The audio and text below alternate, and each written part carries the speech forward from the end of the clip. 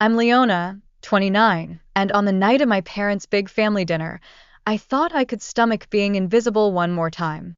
My siblings were showered with praise at the table, while I sat apart on a chair against the wall, like a stranger in my own house. Then my father looked at me and said coldly, "You're not worth enough to sit with us." I didn't argue. I stood up, walked out, and left them to their laughter. What they didn't know was that hours earlier, my projects they had mocked for years had just secured a multimillion-dollar government contract. The invention they called useless was already making headlines around the world. The next morning, I woke to 99 missed calls from the same family who had thrown me aside. Overnight, the daughter they dismissed had become the name everyone wanted to know. And what happened next would flip every bond, every secret, and every ounce of power in our family forever. The night my father dismissed me in front of everyone, the house felt colder than usual. The dining room, with its heavy chandelier and polished oak table, gleamed with the same perfection my parents demanded of my siblings. My mother laughed too loudly at one of my brother's jokes, her fork tapping the side of her plate as if applauding his wit. My sister sat with her back straight, head tilted just enough to display poise, basking in their approval.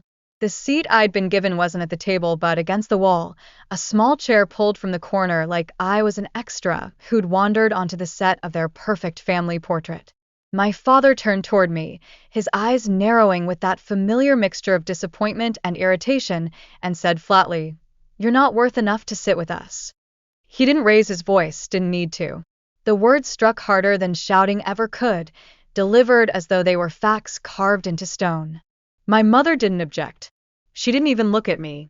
She carried on slicing her chicken while my siblings smirked behind their glasses of water. I didn't respond. I had learned long ago that silence unsettled them more than anger.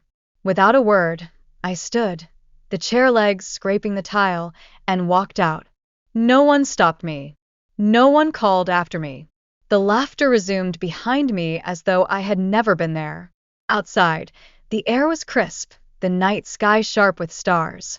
I gripped the straps of my bag, the same one I carried everywhere, stuffed with notebooks, cables, and the tools they all mocked me for caring about.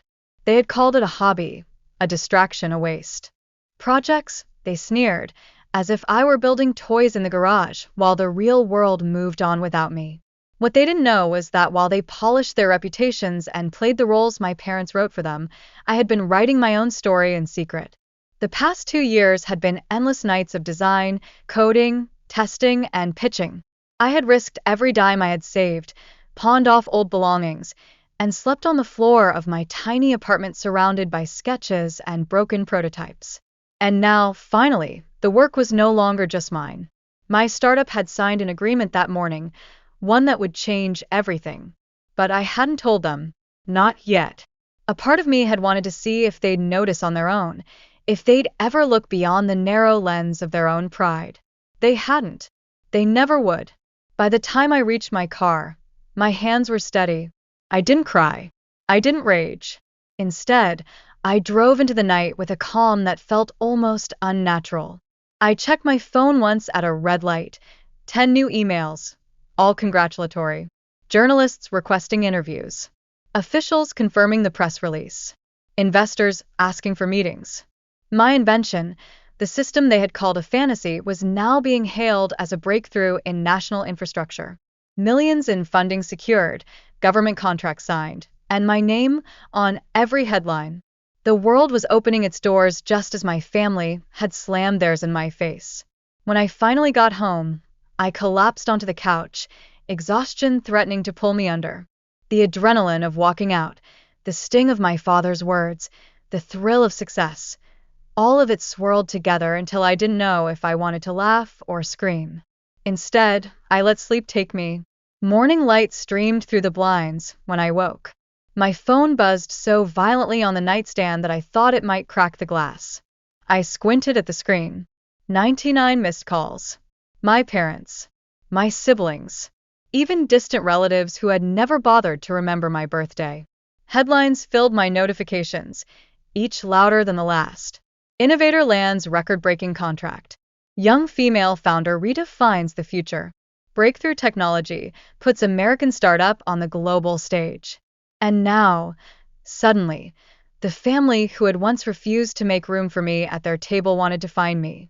The calls kept coming, one after another, the screen lighting up with names that used to mean everything and now meant nothing at all.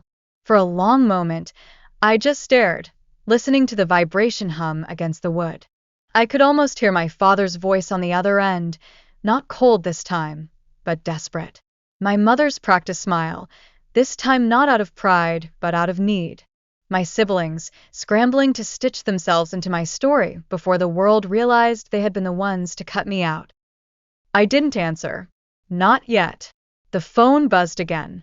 Call number 100. My father's name flashed across the screen. I let it ring.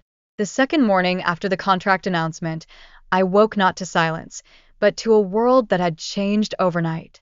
My inbox was overflowing, the notification counter refusing to stop climbing. My phone had become a constant hum of vibrations, calls from executives I'd only dreamed of meeting a year ago, emails from journalists wanting exclusives, even invitations from political figures who now wanted to shake my hand. Every hour brought another opportunity that most people spent their lives chasing. I sat at the small table in my apartment, laptop open, coffee cooling beside me, and scanned the endless requests. None of it surprised me. I had built the foundation for this storm. The only thing that struck me was how quickly the very people who had ignored me were now scrambling to be seen with me. I could already picture the news clips, photographs of my family trying to smile at my side, pretending they had always believed in me. My phone lit up again with a call from my father. This time I let it play through voicemail. When the alert beeped, I pressed play. His voice, usually firm and cold, sounded almost cracked. "We need to talk," he said, hesitating before adding, "We're proud of you." The pause that followed was heavy, like he wasn't used to saying those words. I deleted it. The next call came from my mother. Her tone was smoother, carefully measured. "Honey, we didn't mean to push you away. You know how we are, we only wanted the best. Please come over tonight. Let's talk as a family." The message ended with her voice breaking, but I knew it was practiced. I had seen her rehearse lines for social gatherings enough times to recognize performance. I leaned back in my chair and let the phone buzz itself silent again. They weren't calling out of love. They were calling because my name was now attached to headlines and millions of dollars. They were calling because for the first time in their carefully constructed lives, they needed me. That day was a blur of meetings. I sat across from government officials who asked questions with more weight than casual curiosity. They wanted my invention not only for the market, but for national use. My system, once mocked as a childish dream, was now a crucial tool they wanted locked under contracts and confidentiality. I answered every question with precision, never revealing more than necessary. I had learned from my family how to keep cards close, how to never give anyone the power to underestimate me again. By the afternoon, I was walking through the headquarters of my startup, where my small team, people who had believed in me when no one else did, were already surrounded by reporters outside. Cameras flashed as I stepped in, microphones raised with shouted questions. How does it feel to be the youngest founder to land a contract of this size? What message do you have for young innovators? What do you say to those who doubted you? That last question hit like a spark. I looked at the sea of faces, each one hungry for a soundbite, and said only, "Doubt has a way of fueling the right fire." It was short, pointed, and enough to send murmurs through the crowd. I didn't need to explain further. Inside, the energy was electric. My team cheered when I entered, their pride genuine, unlike the hollow words from my parents. I looked around at the faces of people who had stayed up late with me, who had skipped paychecks to keep the project alive, who had taken risks because they believed in me when my own family wouldn't even let me sit at their table. These were the people who deserved my loyalty. That night, when I finally returned home, I found my phone flashing with a dozen voicemails. My siblings had joined the chorus now. My brother's voice, filled with nervous laughter, said, "We should celebrate together. You know, like old times." As if there had ever been old times worth celebrating. My sister's message was sharper, edged with urgency. "I don't know why you're ignoring us, but the family needs to be seen with you. This is bigger than just you, it's about all of us. I let out a hollow laugh in the dark of my apartment. Bigger than just me? No, for once in my life, it was only about me. The next day, I agreed to a televised interview. The studio lights were blinding, the set staged to perfection, but I sat with a calm that came from years of being overlooked. The host smiled warmly, the kind of smile meant to draw confessions, and asked about my journey. I spoke plainly about the nights of failure, the ridicule I endured, and the persistence that carried me forward. When she asked about my family, I didn't flinch. They didn't see the value in what I was building, I said evenly. Sometimes the people closest to you don't believe until the world forces them to. The silence that followed was deliberate. The viewers would fill the gaps themselves. My parents' faces flashed in my mind, watching from their polished living room, their carefully guarded reputation cracking in real time. By evening, the calls from them became frantic. My mother left a message that skipped the rehearsed calm. Please come home. People are asking questions and we need to talk in person. You're embarrassing us. My father's follow-up was shorter. Stop dragging us into this. I didn't reply. Instead, I prepared for the next phase. My company's public debut was scheduled for the end of the week, a formal unveiling that would put our technology on display for investors, leaders, and press from around the world. Every eye would be on me, every word I spoke recorded and analyzed. And I knew my family would show up, uninvited, desperate to reclaim their image by standing at my side. The night of the unveiling arrived, and the city felt alive in a way it never had before. Billboards displayed my company's logo, flashing across downtown like a symbol no one could ignore. The auditorium was filled with investors, government officials, journalists, and a sea of cameras all pointed toward the stage. This was the night the world would see the full scale of what I had created, the night no one could deny me again. Backstage, my team buzzed with energy. Technicians checked wires, assistants reviewed schedules, and publicists rehearsed introductions. I stood in the center of it all, calm and collected, knowing that everything was already set. Nothing could shake me. I had built this from the ground up, every piece a reflection of the years my family had spent calling me a failure. Tonight, those words would be buried for good. 15 minutes before I was to walk on stage, my phone lit up with a string of messages. My parents were already in the building. They had come without an invitation, dressed for the cameras, my siblings beside them. A photograph popped up online within minutes, my family smiling at the entrance, waving like they belonged here. The caption read, "The proud family of the innovator." My jaw tightened. They had moved fast, latching onto the story before I even stepped into the spotlight. But I had expected this. They wanted to rewrite history with one staged photo. They wanted the world to believe they had always been behind me. The lights dimmed, and the host introduced me. Applause echoed as I walked out to the podium, the weight of the moment pressing in but never breaking me. Flashbulbs burst in rapid succession. I began speaking, my voice steady as I laid out the journey, my invention, the purpose behind it, the contract that secured its place in the nation's future. Every word drew the audience deeper in. Then came the moment I had planned. The host asked if I'd like to acknowledge the people who had supported me. A simple question, but one that could shift the entire narrative. The cameras turned, anticipating a heartwarming family moment.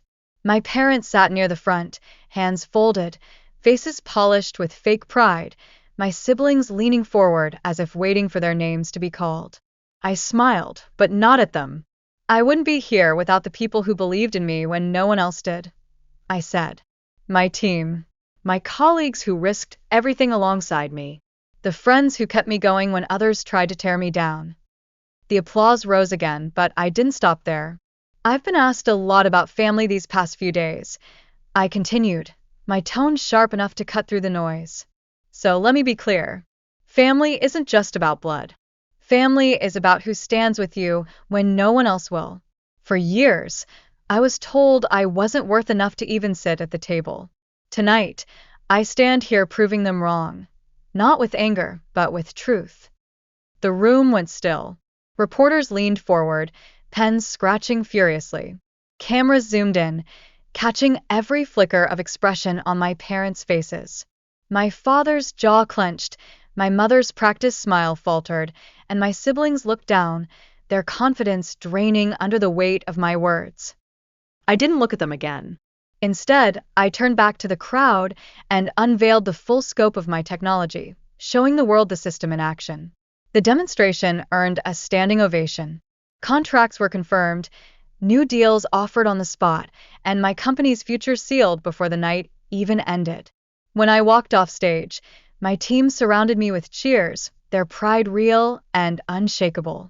Reporters chased after us, desperate for more quotes, but I only gave one final statement. Let this be proof that no one decides your worth but you.